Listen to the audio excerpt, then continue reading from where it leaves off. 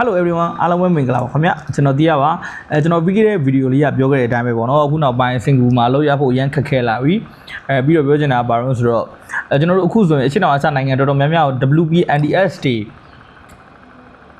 ကန်ခွင့်ပေးလိုက်ပြီပေါ့နော်လောက်ကန်ခွင့်ပေးလိုက်ပြီဖြစ်တဲ့အတွက်ကြောင့်မလို့အရင်တော့ဆိုမြန်မာနဲ့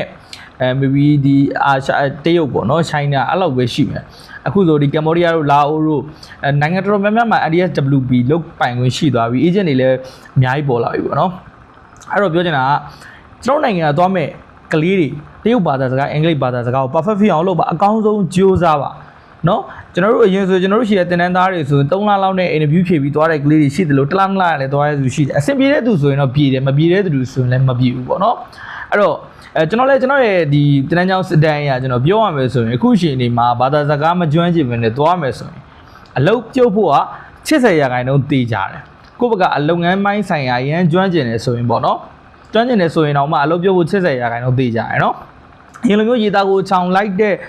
စစ်တွေနဲ့သွားလို့မရတော့ဘူးအဲ့တော့ပြောချင်တာကဘယ်လိုတော့ဆိုတော့ကိုယ့်ရဲ့တက်နေတဲ့ဘာသာရက်တွေတင်တန်းကျောင်းတွေ online class တွေကိုအကောင်းဆုံးလေ့လာသင်ကြားပြီးမှသာလင်စင်ကာပူသွားပါအဲ့ဒါကျွန်တော်အကြံဉာဏ်ပေးခြင်းနဲ့နောက်တစ်ခုပြောချင်တာကဘာလို့ဆိုတော့ကျွန်တော်ပြီးခဲ့တဲ့ဗီဒီယိုကပြောခဲ့တဲ့ refund အဲ့ refund ကိစ္စကိုအပ်ခဲ့တဲ့ agent ကိုတည်တည်ချာချာမေးပါကျွန်တော်တို့ဆိုလဲကျွန်တော်တို့အပ်မယ်ဆိုကျွန်တော်တို့လည်းတည်တည်ချာချာမေးပါနော် refund policy တွေတိမှသာလင်ကိုအစိုးရဆုံးတွေးပြီးမှသူများနိုင်ငံကိုသွားမှာဖြစ်ပါတယ်ကောင်းတာတွေကြီးမျှော်လင့်လို့မရပါဘူးသူများနိုင်ငံမှာလွယ်လွယ်ကူကူနဲ့အကူအညီတောင်းလို့မရတယ်လို့လွယ်လွယ်ကူကူသူမှလည်းအကူအညီပေးလို့မရဘူးအဲ့တော့ကိုယ့်ဘက်ကရေးရ perfect ဖြစ်မှသာလင်တော့language skill perfect ဖြစ်မှသွား working skill perfect ဖြစ်မှသွားဘာလို့အဲ့လိုပြောတာလဲဆိုတော့ကိုသွားမှာလေးနဲ့ရင်းပြီးသွားမှာမဟုတ်ပါဘူးခင်ဗျကျွန်တော်တို့ငွေရင်းပြီးသွားတာပါအနည်းဆုံး250 300ကုန်ပြီးမှသွားတာဖြစ်တဲ့အတွက်ကြောင့်မလွယ်လွယ်ကူကူအလုပ်ပြုတ်မခံစေချင်လို့ကျွန်တော်ကစေတနာနဲ့ပြောပြရတာပါအဲ့တော့ refund policy တွေမှာကျွန်တော် company ချမှတ်ထားတဲ့ refund policy ကတော့ပြီးခဲ့တဲ့ဗီဒီယိုတွေကကျွန်တော်ပြောပြတဲ့အတိုင်း AJP 6000ကျရင် maybe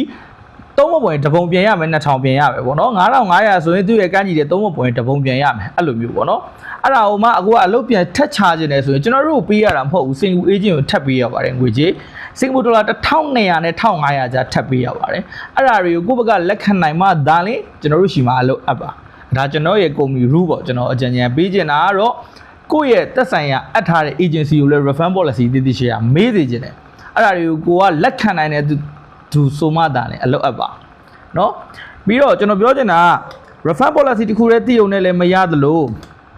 ကိုယ့်ဘက်ကလုပ်ငန်းမဲဆိုင်ရာ perfect ဖြစ်နေုံလည်းမရပါဘူး language skill စွမ်းရည်လိုပါတယ် language skill စွမ်းရည်ကိုအကောင်းဆုံးကြိုးစားပြီးမှသွားပါကျေးဇူးပါနောက်ဗီဒီယိုဒီမှာဆက်တွေ့ပါမယ်